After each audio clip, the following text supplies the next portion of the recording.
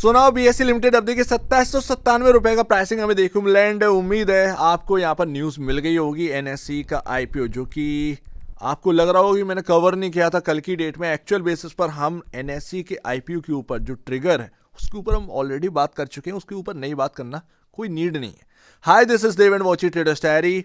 अभी आपके सामने एमसीएक्स मेट्रोपॉलिटन स्टॉक एक्सचेंज की न्यूज़ आ चुकी है एंड उसका क्या इंपैक्ट पड़ेगा थोड़ा सा इस बात को समझते हैं।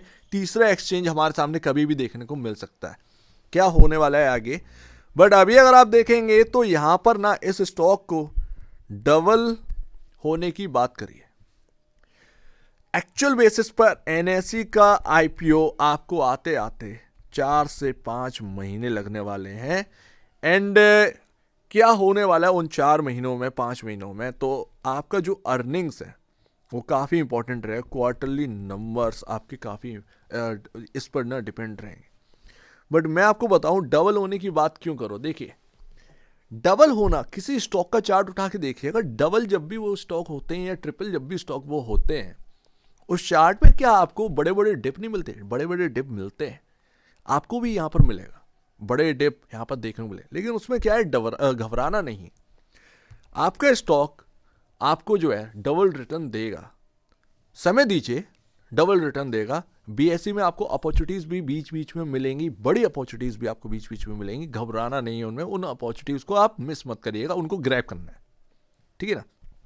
उसके बाद आप आ जाओ कि एनएसई का भाव सडनली 100 रुपए बढ़ा है अनलिस्टेड मार्केट में। जैसे ही एनएसई के आईपीओ की न्यूज आती है आप देखेंगे 1960 रुपए का काम कर रहा था ये स्टॉक एंड एकदम से यहां पर आपके सामने 100 का जंप आपको 2095 पर देखने को मिल रहा है। एनएसई की अनलिस्टेड मार्केट में थोड़ी सी वैल्यूएशन बढ़ी है।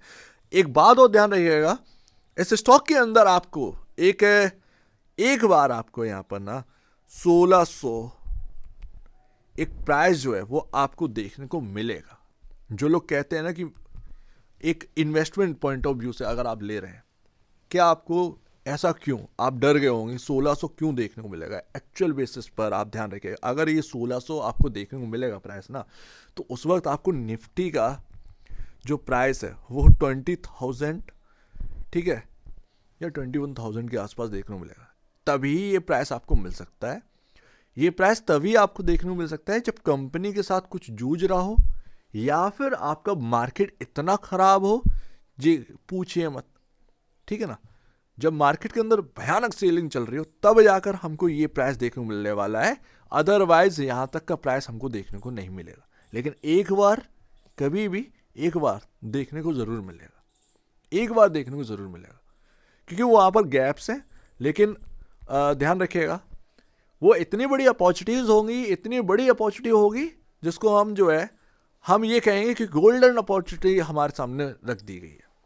तो वो दो ही कंडीशन में हो सकता है, या कंपनी किसी चीज़ से जूझ रही हो एंड या फिर मार्केट में बहुत बड़ा सेलिंग प्रेशर हो, निफ्टी 20,000 की तरफ हो, तभी आपको ये देखने को मिल सकता है। यानी कि मैंने आपको ये इसलिए बताया कि आपको जान लेना ज़रूरी है, बट ये इसीलिए कि भाई सीधी सी बात है उस वक्त डरना नहीं है, ठीक है ना, उस वक्त डरना नहीं है, उस वक्त इस बात को आप अपॉर्चुनिटी लेके चलिएगा।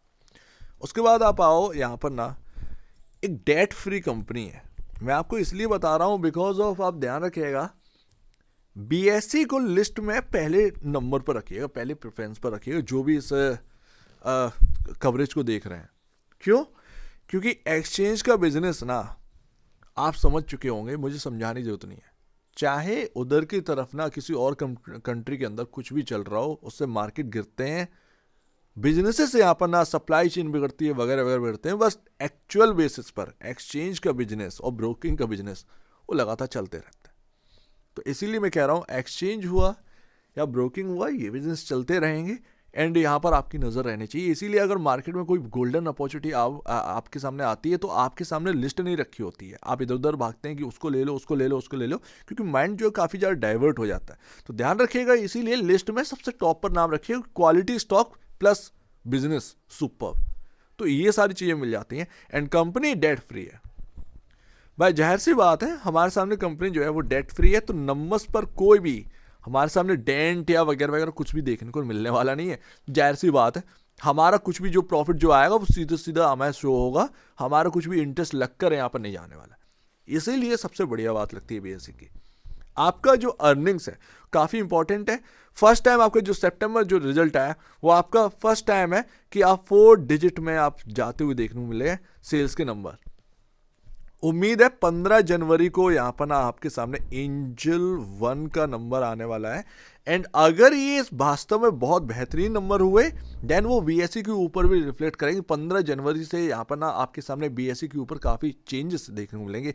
अच्छा ध्यान रखिए 15 तारीख की छुट्टी है, ठीक है ना, 15 तारीख की छुट्टी है तो 16 तारीख को हमको वो इम्पैक्ट देखने को मिलेगा रिजल्ट्स का।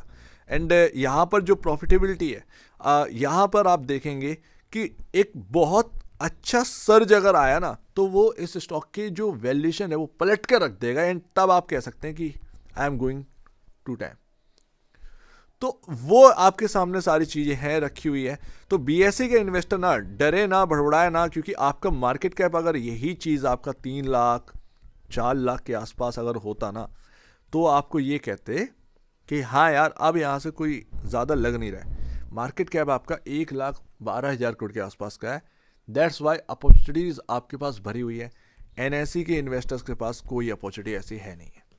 BSE के इन्वेस्टर्स ने बहुत बड़ी अपॉर्चुनिटी ग्रैब भी करी और आगे भी उनके पास रहेगा। दिस इज मल्टी वैगर स्टॉक, आप इस बात का ध्यान रखिएगा। सो उम्मीद है काफ़ी कुछ यहाँ पर ना हम समझ चुके हैं। बस Q3 के नंबर्स ऐसे आ जाएं कि भाई ये P रेशियो में एक अच्छा खासा comfort and price to book value में एक अच्छा खासा कंफर्ट।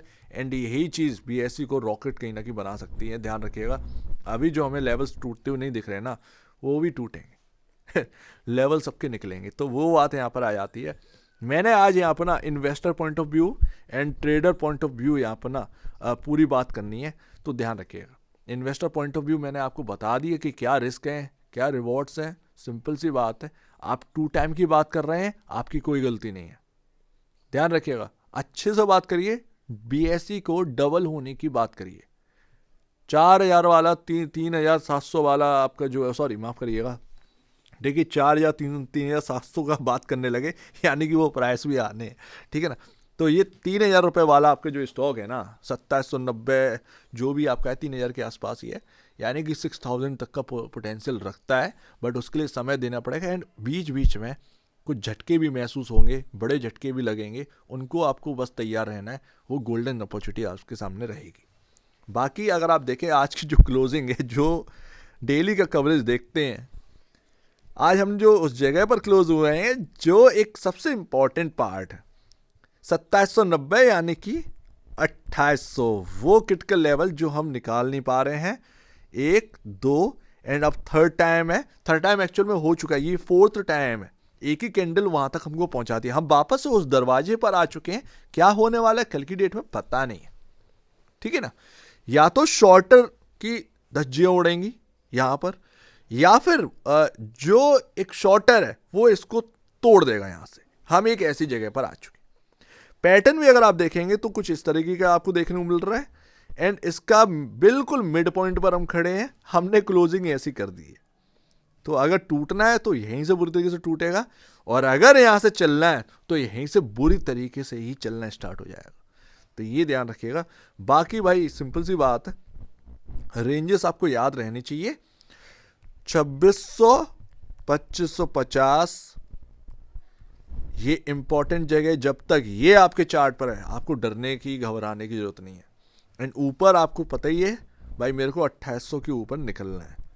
इसके ऊपर की क्लोजिंग 1-2 दिन की वो काफ़ी इंपॉर्टेंट होगा देखना। सो लेट्स सी देखते हैं आने वाले टाइम में क्या रहता है। एंड आप ध्यान रखिएगा मूविंग एवरेज जो आपका एक काफ़ी बड़ा रेजिस्टेंस बन चुका था वो एक ही झटके में निकल चुका है। तो ध्यान रखिएगा ये जो मूविंग एवरेज है वो 2720 रुपये का है। तो अगर स्टॉक कहीं से इधर से टूटता भी है तो भी आपके लिए पहले 2720 काफ़ी इंपॉर्टेंट रहेगा, यानी कि अगर टूटा तो यहाँ से घूमने के चांसेस रहेंगे। तो ये ध्यान रखिएगा 2720 2700 ये मान के चलिएगा। बड़ा स्टॉक है एंड हाई बीटा स्टॉक है तो इतना लेके चलना पड़ेगा, 1% तो कम से कम लेके चलना पड़ेगा। सो उम्मीद है काफ़ी कुछ आपको समझ में आया होगा। वंडरफुल मूवमेंट है, वंडरफुल टाइम चल रहा है BSE के लिए। एंड लेट्स सी यहाँ पर क्या रहता है। हम उस दरवाजे तक पहुँच चुके हैं। जो गेट अगर ओपन हो गया तो वो 3000 3200 3300 ये समय नहीं लगेगा, ये समय नहीं लगेगा। एंड उसमें एक आपका इंपैक्ट कौन डाल सकता है, वो एंजल 1 के नंबर जो 15 जनवरी को आने वाले। तो लेट्स सी, इंटरेस्टिंग काफ़ी हो चुका है, लेकिन कल का देखते हैं, क्योंकि आज फर्स्ट डे है। हमने एक न्यूज़ के ऊपर रिएक्ट तो कर दिया, लेकिन हम उस जगह पर आ चुके हैं जो खतरनाक है। तो कल आप देखिएगा और देखते हैं क्या रहता है। सो उम्मीद है कुछ आपको समझ में आया होगा, चाहे वो इन्वेस्टर पॉइंट ऑफ व्यू लीजिए या बीएसयू और ट्रेडर पॉइंट ऑफ व्यू लीजिए। ट्रेडर भी जमकर कमा रहा है, इन्वेस्टर भी जमकर कमा रहा है और आगे भी कमाएगा। लेकिन गोल्डन अपॉर्चुनिटीज के लिए अगर कोई आता है कि आपने आज ले लिया एंड आप के सामने स्टॉक टूट गया, तो आप उससे डरिए मत। वो एक गोल्डन अपॉर्चुनिटी जो आती है स्टॉक के अंदर, वो आपके लिए सबसे बड़ा बाई का मौका होता है। ध्यान रखिएगा इस बात को। सो उम्मीद है आपको एक्चुअल में वो MSX वाली बात रह गई। हाँ, वो न्यूज़ है आने की, ये आपका थर्ड एक्सचेंज जो है वो स्टार्ट हो सकता है, बट उसका क्या इंपैक्ट पड़ेगा? देखिए, वॉल्यूम इतना शिफ्ट नहीं होगा, एक आदत पड़ चुकी है यहां पर। बाकी ब्रोकर देखते हैं कि ब्रोकर क्या करता है। एक तरीके से नेगेटिव भी न्यूज़ है, क्योंकि ग्रो का पैसा लगा हुआ है वहां पर, तो ये ध्यान रखिएगा। एंड ग्रो आज की डेट में सबसे लार्जेस्ट आज वही है। तो वो आप जो जब ऑर्डर मारते हैं इक्विटी में, तो आपने देखा होगा NSE BSE, वहां पर अब MSX भी लिख के आएगा। आपका ब्रोकर पता चला वो MSX के ऊपर शिफ्ट हो गया, तो ये ध्यान रखिएगा। सो उम्मीद है इस बात को ध्यान रखिए। ये एक तरीके से नेगेटिव न्यूज़ भी है, लेकिन क्या बहुत बड़ा इंपैक्ट पड़ेगा क्या पता, अभी कुछ नहीं कह सकते, अभी कुछ नहीं कह सकते। तो MSX की एंट्री होनी है, कभी भी हो सकती है, हमारे सामने देखने को मिल सकती है। सो उम्मीद है कुछ आपको समझ में आया होगा। एक बार निवेश से पहले या बेचने से पहले अपने ब्रोकर एडवाइस से जरूर सलाह लीजिएगा, खुद की स्टडी करेगा, उससे बेहतर कुछ भी नहीं, खुद की स्टडी मस्ट। तो अब दीजिए मैं